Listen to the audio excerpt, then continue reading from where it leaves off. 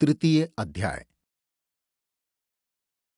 भगवान के कहने पर गरुड़ जी ने उनसे निवेदन किया कि हे प्रभु, इस पूरे यम मार्ग को पार करके जीव जब यमलोक में पहुंचता है तो वहां जाकर कौन कौन सी यातनाएं भोगता है। अब आप मुझे यह बताइए। गरुड़ जी के यह प्रश्न करने पर भगवान नारायण बोले कि मैं तुम्हें आद्योपांत इसका वर्णन करता हूं। यह नरक वर्णन ऐसा है जिसे सुनकर मेरे भक्त लोग भी कांप जाते हैं और तुम भी कांप जाओगे। हे गरुड़, बहुभीतिपुर के आगे 44 योजन के विस्तार का बड़ा भारी धर्मराज का नगर है। यमपुर में पहुंचकर जीव हाहाकार पूर्वक चिल्लाता है। उसके इस तरह चिल्लाने को सुनकर यमपुर में रहने वाले धर्मध्वज नाम के द्वारपाल उसके विषय में चित्रगुप्त से जीव के सब शुभ अशुभ कर्मों को कहता है। इसके बाद चित्रगुप्त जाकर उस प्राणी के शुभ अशुभ कर्मों को धर्मराज से निवेदन करते हैं। हे गरुड़, जो नास्तिक हैं, सदा पाप कर्म में लगे रहते हैं, धर्मराज उन्हें भली भांति जानते हैं। उस पर भी उसके पापों को चित्रगुप्त से पूछते हैं। फिर चित्रगुप्त सब कुछ जानते हुए भी मनुष्यों के पापों को श्रवण से पूछते हैं। स्वर्ग भूमि पाताल में विहार करने वाले श्रवण ब्रह्मा के पुत्र हैं और उनको दूर से सुनने और दूर से देखने का विशेष ज्ञान है। उनकी स्त्रियां भी उन्हीं के समान दूर तक देखने और सुनने वाली होती है, परंतु उनके नाम अलग अलग हैं। स्त्रियों के जितने काम हैं उनको वे सब अच्छी तरह जानती हैं। वे सब श्रवण श्रावणी मनुष्यों के छिपे हुए कर्मों, प्रकट किए कर्मों, कही हुई बातों तथा व्यवहार और किए हुए कार्यों के तत्व को जानते हैं। वे सब उसी तरह चित्रगुप्त से कह देते हैं। धर्मराज के दूत मनुष्यों के मन, वचन और शरीर से किए हुए शुभ अशुभ संपूर्ण कर्मों को भली भांति जानते हैं। सत्य बोलने वाले श्रवण लोग मनुष्य और देवताओं के सभी कर्मों को जानने की शक्ति रखते हैं। अतः वे सब की बातें धर्मराज से कह देते हैं। किंतु व्रत, दान तथा सत्य आदि व्यवहारों से जो भक्त मनुष्य उनको प्रसन्न करते हैं, उनके लिए वे स्वर्ग और मोक्ष को देने वाले हैं।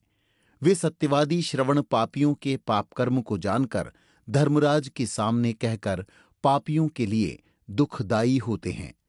सूर्य, चंद्रमा, वायु, अग्नि, आकाश, भूमि, जल, हृदय यानी आत्मा, यम, दिन, रात्रि, दोनों काल की संध्या और धर्म के मनुष्यों के आचरण को जानने वाले हैं। धर्मराज, चित्रगुप्त, यमराज, श्रवण और सूर्य आदि देवता हैं। ये शरीर में रहकर सब प्रकार के पाप और पुण्य को देखते रहते हैं। इस प्रकार यमराज पापी मनुष्यों के पापों और दुर्गुणों को भली भांति जानकर उस पापी जीव को बुलाकर अपना भयंकर स्वरूप और प्रभाव दिखाते हैं। वह पापी प्राणी दंड हाथ में लिए बहुत लंबे शरीर वाले भैंसे के ऊपर बैठे हुए यमराज के भयंकर स्वरूप को देखता है।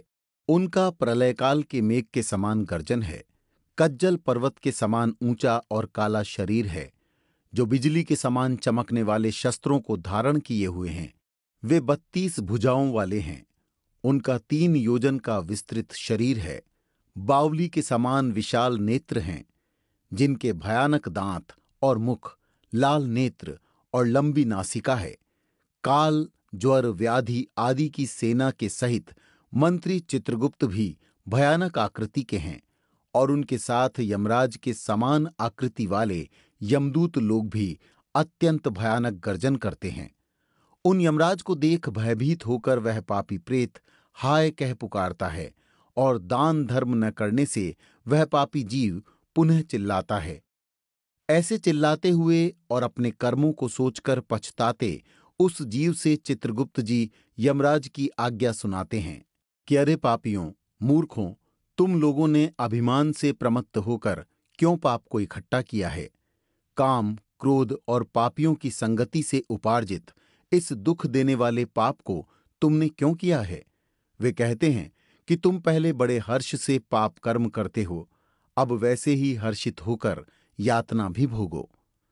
अब तुम क्यों दुखी होते हो। तुम्हारे किए हुए पाप ही तुम्हारे दुख के कारण हैं। इसमें कुछ धोखा नहीं किया जाता है। मूर्ख या पंडित में प्रबल, निर्बल में दरिद्र, धनवान में यमराज समान बर्ताव और न्याय करने वाले हैं। चित्रगुप्त के वचन को सुनकर पापी जीव अपनी कमी को सोचता हुआ मौन होकर निश्चल हो जाता है। धर्मराज भी चोर की तरह निश्चल बैठे उस प्राणी को देखकर उसके लिए शुभाशुभ कर्मों के योग्य दंड की आज्ञा उसको देते हैं। उसके उपरांत वे निर्दयी दूत ताड़ना देकर कहते हैं कि हे पापी निर्दय, तुम घोर और भयंकर नरक को जाओ। यमराज की आज्ञा पाकर दुर्दंड, प्रचंड चंड आदि दूत उन सब पापियों को एक फंदे में बांधकर नरक की ओर ले जाते हैं। वहां जलती हुई अग्नि के समान महाविशाल एक वृक्ष है। उसका विस्तार 5 योजन का है। 1 योजन की उसकी ऊंचाई है। उस वृक्ष की डाली में नीचे को मुख करके उस पापी प्राणी को सीकड़ से बांधकर भयंकर ताड़ना देते हैं। उस वृक्ष में बंधा हुआ जलता हुआ जीव रोता है, परंतु वहां उसकी रक्षा करने वाला कोई नहीं रहता। उस सैमल के वृक्ष में अनेक पापी लटके हुए यातना भोगते होते हैं और भूख प्यास से पीड़ित होते हुए यमदूतों द्वारा ताड़ित किए जाते हैं। सहायकहीन वे पापी दूतों से हाथ जोड़कर कहते हैं कि हे दूतों, हमारे अपराध को क्षमा करो। इस प्रकार कहने पर भी उन पापी प्राणियों को लोहे की लाठी, मुदगर, तोमर, गदा और भाला तथा मूसल आदि से यमदूत मारते हैं। मारने से जीव मूर्छित हो जाते हैं। उनको इस प्रकार मूर्छित देखकर यमदूत लोग इस प्रकार कहते हैं, हे पापी दुराचारी, तुमने ऐसे दुष्ट कर्म क्यों किए हैं?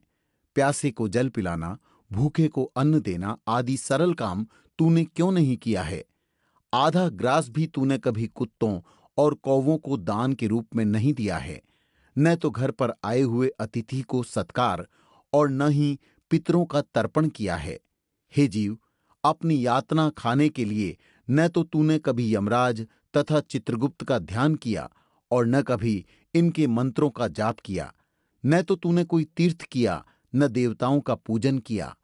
गृहस्थाश्रम में रहते हुए भी तूने कभी अन्नदान नहीं किया, जिससे तुझे इतनी यातना न भोगनी पड़े। न तो तूने साधुओं की सेवा की, इससे अपने कर्मों के फल को भोग, जिस कारण तूने अधर्म को संचित किया है। इसलिए यमराज की आज्ञा से दंड भोग। हरि भगवान ही अपराध की क्षमा करने वाले हैं। हम लोग तो उनकी आज्ञा से दंड देने वाले हैं। ऐसा कहकर वे निर्दयी होकर ताड़ना करते हैं। जलते हुए अंगार के सदृश ताड़ने से वे नीचे गिर जाते हैं। उनके गिरने से पत्तों की तरह शरीर कट जाता है और उन जीवों को वृक्ष के नीचे रहने वाले कुत्ते खाते हैं। इनसे वे पापी रोते हैं।